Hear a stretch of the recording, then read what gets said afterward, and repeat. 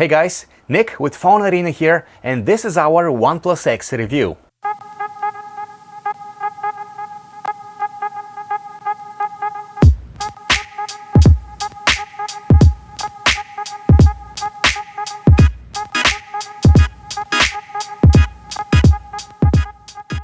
The OnePlus X is the third and latest smartphone by the young company. Unlike previous OnePlus smartphones, however, the OnePlus X is not advertised as a flagship killer. It is a mid-range phone. It costs only $250 unlocked. At the same time, it is shaping up as a great value for money proposition judging by its specs. Now, you would normally need an invitation to buy one of these, but we registered to get one and it arrived fairly quickly. That's why we've been testing the OnePlus X for almost a month now. And here's what we have to say about it.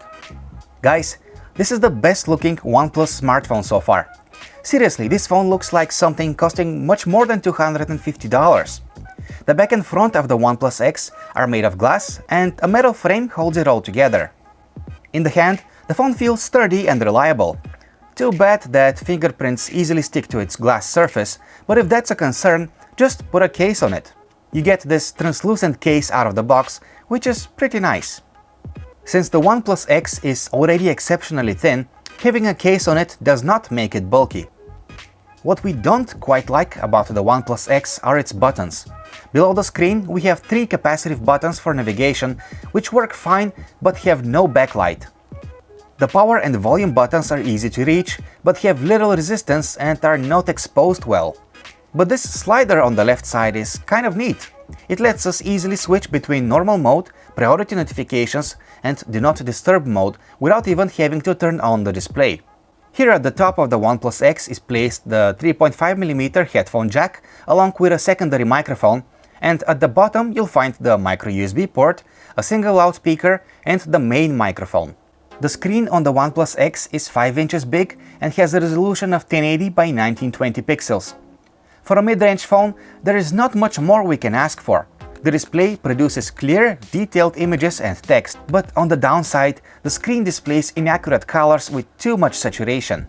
We've had no issues with outdoor visibility during daytime, but in the evening, the automatic brightness has a hard time setting a comfortable brightness level, so we usually have to adjust it ourselves.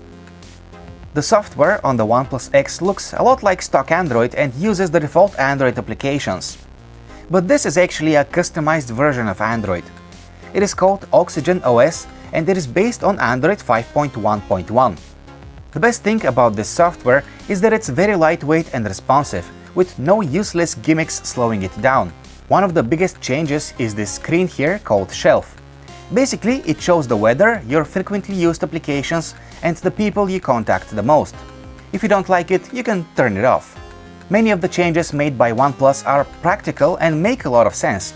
For example, the UI has this dark theme going on, which saves battery as the AMOLED screen uses less power when showing black.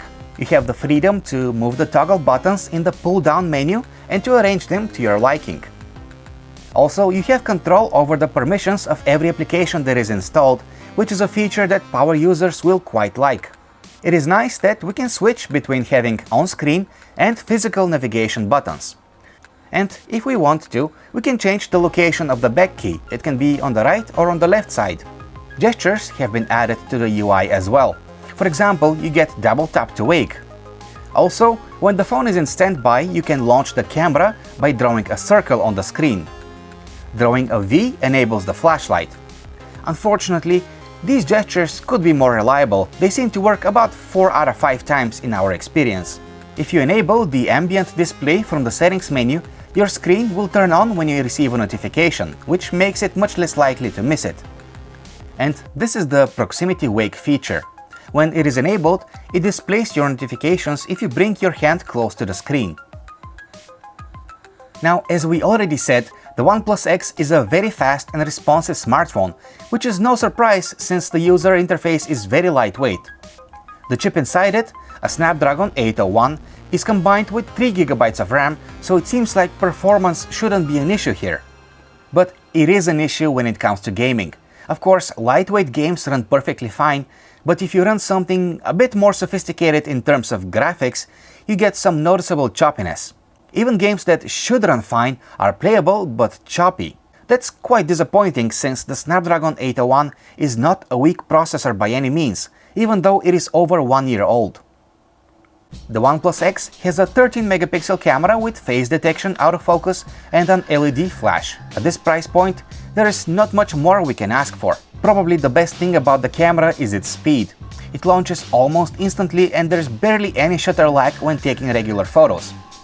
If you enable HDR mode, however, the camera will need a few moments to process the image. Focusing is also really fast, although it can be fiddly at times. And if you hold down the shutter button, the camera takes up to 20 images in burst mode. You should also know that the camera is made to be as simple as possible. You can adjust the exposure compensation, but you have no control over the camera settings beyond that point. Photos taken with the OnePlus X actually look pretty good. Of course, the camera performs best in daytime, when there's enough light. Colors and details in the photos look mostly fine, even if you zoom in. The dynamics range of the camera isn't great, but the HDR mode makes up for that to a good extent. But the camera really struggles in low light. It is usable, but fine details are missing, and even the slightest shake of your hand will produce some motion blur. Do not expect getting good night shots with the OnePlus X. At least the flash tends to work pretty well.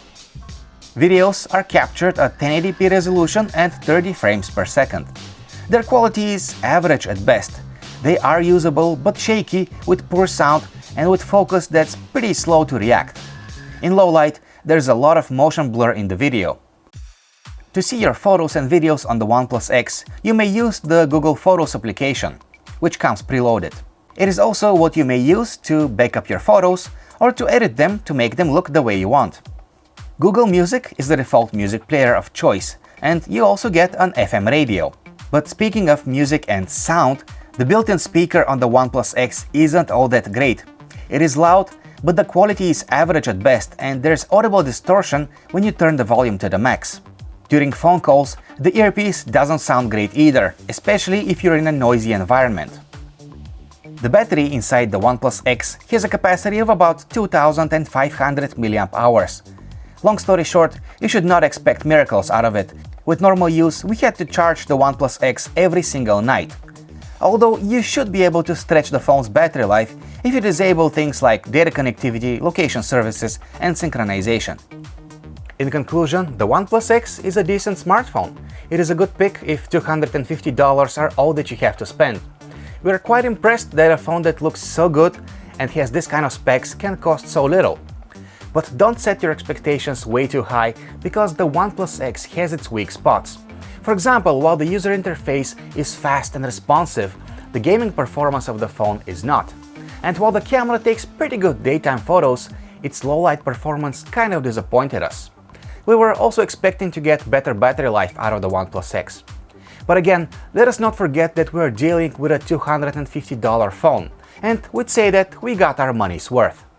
Thanks for watching our OnePlus X review. Don't forget to check out our website, PhoneArena.com, for more details about the OnePlus X, and subscribe to our YouTube channel to never miss a video.